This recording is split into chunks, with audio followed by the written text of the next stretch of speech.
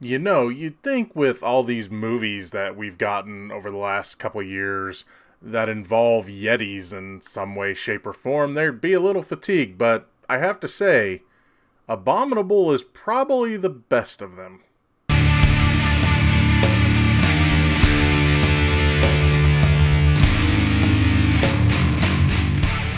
Hey everybody, what's going on? Welcome to an all-new Talkin Movies. As always, I am your host, the real Geno Reynolds, and today, yet again, we're going to be talking about another Yeti movie. This one is called Abominable, and this is DreamWorks taking a stab at the Yeti genre, if it's really even a genre. I will warn you, I'm probably going to spoil this movie. There's not a lot of original ideas here. It's a lot of it's a lot of plot points that you've seen before in other movies, and I just want to talk about them. I want to talk about the main plot and then also the villain subplot. I will say this: if you don't want the movie spoiled, I'll say it's a good movie. It's not a great movie, but I did enjoy it, and I do think, unlike Smallfoot, which I thought was all right, and Missing Link, which I know that's about the Missing Link and not Yetis, even though the Yetis are like his cousins or whatever. This one's probably the best one. So I will say that it's a safe kids movie. It's got some decent humor. It's got a good message, except for don't run away to the Himalayas without at least asking for permission first. But it's a decent movie about family, and it's just a nice adventure film. The villains are a little generic, or at least one of them is. The other one actually has a little bit of a story, and I'll talk about that here in a bit. Would you need to run to the theaters to see this? No. But if you took your kids to go see it, I don't think you'll be too disappointed. DreamWorks at least usually gives you somewhat an entertaining film when you go see them. And Abominable is really no different. So yeah, you've got this story of this girl who lost her father, and she's really distant from her family, and this causes her to she's always busy as her mom and Nai say. She's always busy. But what she's really planning is her dad and her had this trip planned to travel through China. And what she's really doing, even though I get the whole distant thing that she's going through, why she's distancing herself from her family, but she really doesn't really need to lie about where she's going every day, even though she's lying and saying, I'm just busy. What she's doing is she's taking jobs. She's trying to save up money so she can do this trip as maybe some closure with her dad. And also she lies to her mom about her dad's violin, which he was teaching her to play. She tells her mom she sold it, and I don't, maybe that's just because she doesn't want to play it for her mom, that it'll bring back too many memories, and there's stuff there that works. It's just like, why did you have to lie to her? Just say, I don't feel like playing, I guess. I don't know. So what it is she's saving up money to do this trip. Meanwhile, at Business Incorporated, the company that the villain of the movie runs, it's, I discovered something and we must find it no matter what. And you don't really know where he gets money or anything like that for all the henchmen and scientists and everything else that he has. So they captured this Yeti, and it escapes like a week later. And it ends up on the main character's rooftop, and that's where they meet. She feeds it. She heals its. She helps to heal the wound that it has on its hand, and they become friends. And of course, they got to find some way to communicate. And she figures out by billboard that Mount Everest is this Yeti's home, and also she ends up calling the Yeti Everest.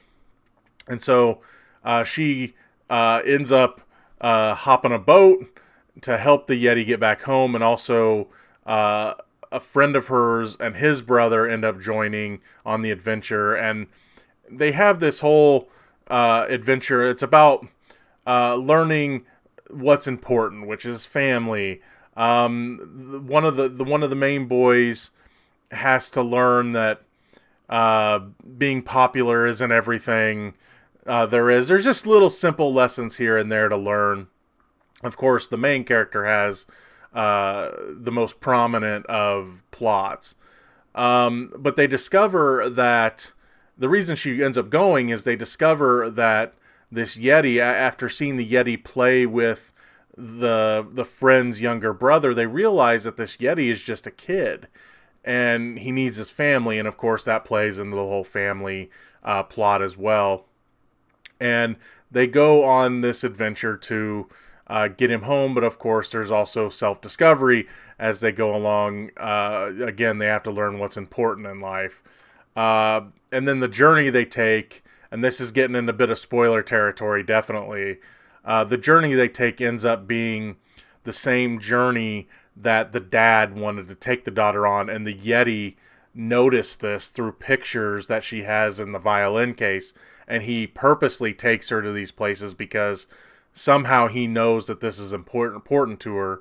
And then it's all about them finding Everest's home and family, but then they have to deal with the bad guys. Now here's the thing about the bad guys. I didn't think this was going to work at first, because when we first see the main villain, if you've seen the trailers, the old short guy, he discovered a Yeti, and then he keeps telling the story about how he had to swing his axe at him to keep him away, keep him from attacking him.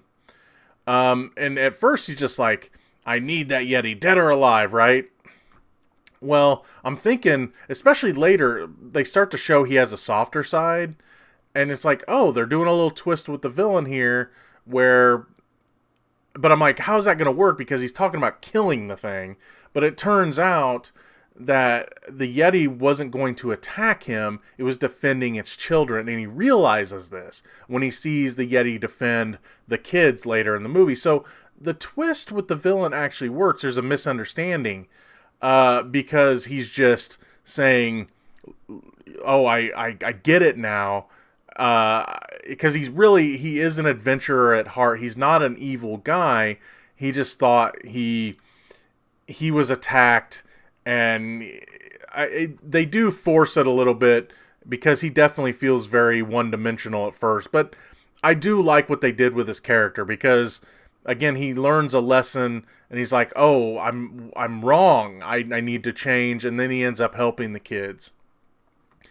Now, the other villain you think is the good guy, and she ends up, she wants to get the Yeti to sell it, and she's tricking her boss into thinking she's helping him. She's pretending to be this scientist and has a fake English accent, and so there's all that going on as well. And what's funny is when she finally literally lets her hair down, I feel like it's probably just the hair and maybe even the shape of the face a little bit, but she looks like the main girl from Brave, which is, it's just like, oh, Brave girl turned bad, right?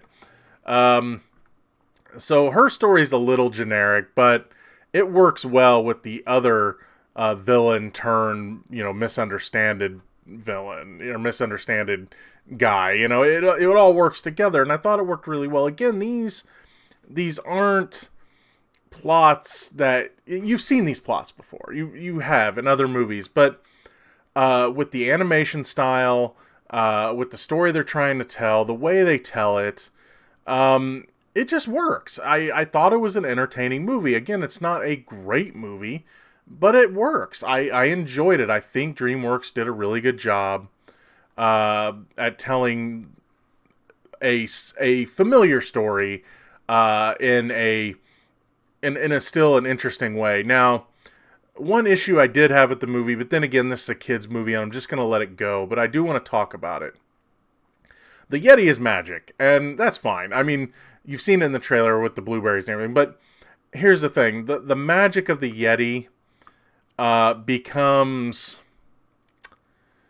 almost like a crutch, because you have the Yeti. It's like, okay, we need to get away from the bad guys. Yeti magic. We need to eat. Yeti magic. We need to get on that train. Yeti magic. We need to rain down lightning on our enemies. Yeti magic. They keep going to the Yeti magic train a little too much, because I'm just sitting there while I was watching. I was the only one in the theater, and I'm like, yep, time for Yeti magic. Sure enough. Yeti, help us. Yeti magic. And so, again, it's fine. And I like what they did with it, because it was a little creative, but it was just... Oh, and I did like with the magic, and of course, with the Yeti being a kid, his magic doesn't always go well for them. You've seen the blueberry scene from the trailer. It's because the Yeti doesn't really know how to control his magic yet. So it's not like it's always easy for them, but still, the magic becomes like it's like, this will solve everything. We need Yeti magic. So it didn't bother me too much, but I did want to talk about it. Again, Abominable, it's a fun movie. I still would rather watch like the How to Train Your Dragons if we're talking DreamWorks movies. But this one, and I could see them maybe doing another one of these somehow. They do kind of tease there could be further adventures. I'm not sure what they would be. But I think you could do something with this. I don't know if they will. But yeah, it's a good movie. I enjoyed it. I think your kids will like it. It's silly. It's got the right kind of silliness. The friend's younger brother and the Yeti playing a lot is where a lot of the humor comes from.